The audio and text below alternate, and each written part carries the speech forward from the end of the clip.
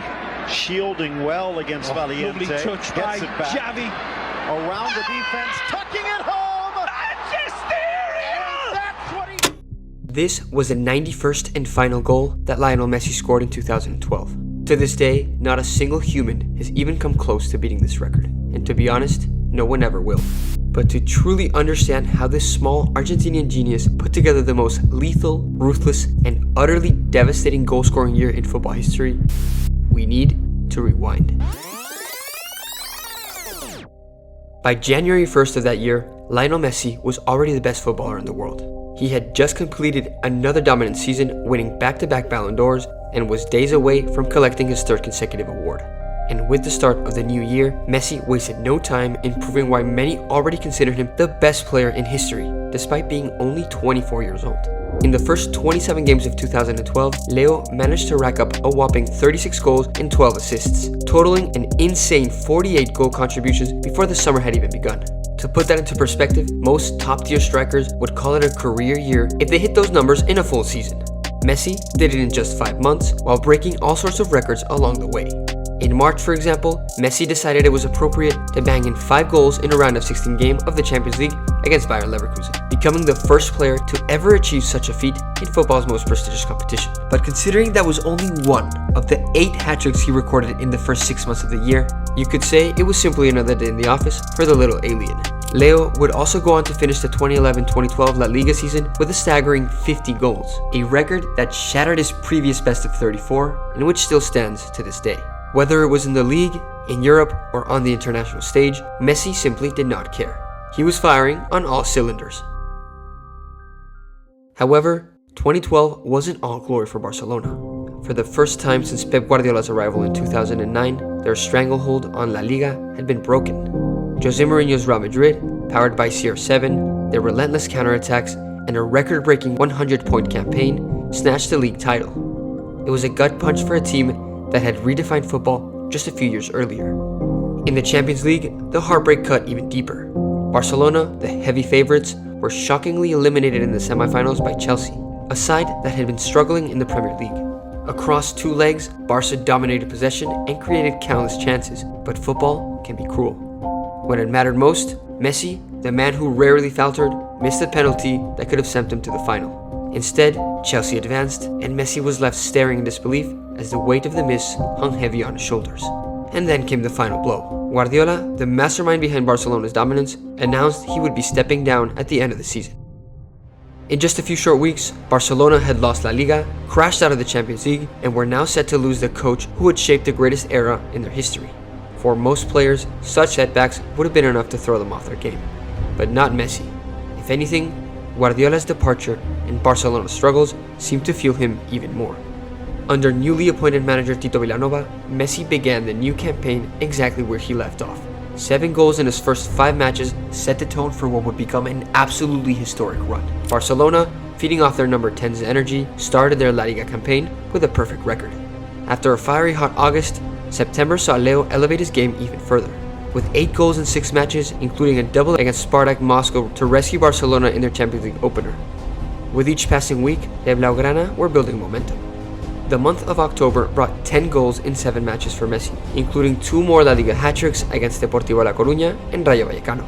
And how could we forget that iconic Clásico in which Leo bagged 2 more goals in an epic battle against Ronaldo, which pretty much summarizes this duo's legendary rivalry.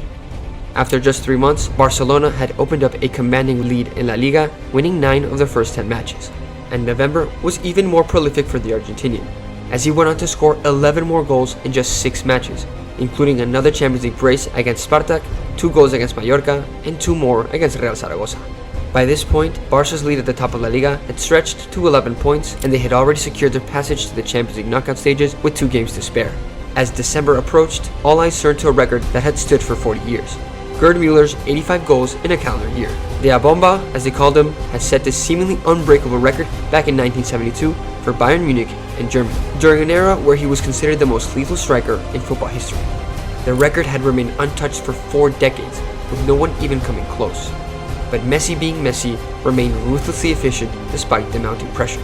9 goals in 5 matches followed, and on December 9th, his double against Real Betis took him past Müller's mark. Yet he wasn't done. On December 22nd, in Barcelona's final match of 2012, Messi provided one last piece of magic. Dribbling through defenders in his usual manner at the José Zorrilla Stadium, he slotted the ball home with a familiar finish for goal number 91. This wasn't just scoring, it was a systematic destruction of every defensive system put in front of him. Barca had won 15 of their first 17 league matches, scoring 57 goals along the way. They held a 9-point lead over Atletico and a scarcely believable 16-point advantage over Real Madrid. In just 5 months, Messi had turned Barcelona's springtime disappointment into absolute dominance, a fitting end to the most prolific year any footballer had ever produced. But let's break it down even further, because the longer you think about it, the more absurd it gets. In 31 different matches that year, Messi scored more than once, which meant that for any given game, he was statistically more likely to score multiple goals than no goals at all. Across the calendar year, he recorded 9 hat-tricks, scored 4 goals in 2 separate games, and produced that legendary 5-goal performance against Leverkusen. But Messi wasn't just prolific, he was decisive. He opened the scoring in 21 different matches, proving that he wasn't merely padding the stats. He was setting the tone and deciding games. And then there's his timing. 40 of his 91 goals came in the final 30 minutes of matches. The most dangerous period, the 7th. At this point, words don't even do it justice. This isn't normal. It isn't even close to normal. To truly appreciate Messi's 2012, let's visualize it. If we plotted Messi's goals per game across the calendar year, the graph wouldn't show peaks and valleys like most players. Instead, it would look like a steady plateau at the summit of footballing greatness. Because Messi simply didn't have off months. And don't even get me started on his goal per game ratio, which was better than entire teams. Racing Santander, for example, managed just 28 goals across the entire 2011-2012 La Liga season, scoring once every 122 minutes. Messi, by contrast, found the net once every 66. But Messi's dominance doesn't just hold up against lackluster teams. It dwarfs even the best individual performances from football's all-time greats. Take Alan Shearer's most prolific season, where he scored 47 goals, or Thierry Henry's peak, where he netted 44. Ruud van Nistelrooy, a clinical striker in his own right, had a best-ever season of 44 goals as well. Messi surpassed the totals by June. And for fans of the Premier League, here's a stat to really hammer it home. Since the year 2000, the player with the best combined goals plus assists per game ratio in Premier League history is Erling Haaland at 1.18. Legendary names like Henry, Salah, and Suarez follow, but none even come close to Messi's 1.3 goals per game in 2012. And remember, that's just goals, not even including assists. In other words, Messi wasn't just good, he was rewriting the rulebook of what was possible. Since 2012, the closest anyone has come to Messi's record is Cristiano Ronaldo in 2013 with 69 goals, a full 22 goals short of Messi's mark. To break Messi's record, a player would have to average more than 1.3 goals per game for an entire calendar year. They'd have to do this while balancing club and international football, avoiding injuries, and competing in the modern era of compact schedules and tactical overload. It's not just unlikely, it's virtually impossible. Even in recent years, we've seen incredible goal-scoring seasons from players like Lewandowski, Haaland, and Mbappe, but none of them have even come close to Messi's 91 goals in a single year. This wasn't just a record, it was a glimpse into a level of football dominance we'll probably never see again. Lionel Messi's 2012 was football at its absolute best. The greatest player we have ever witnessed at the very peak of his powers. Thanks for watching, guys. If you enjoyed this deep dive into Messi's legendary year, don't forget to like and subscribe, and let us know in the comments if you think we'll ever see another year like Messi's 2012. We'll catch you all in the next one.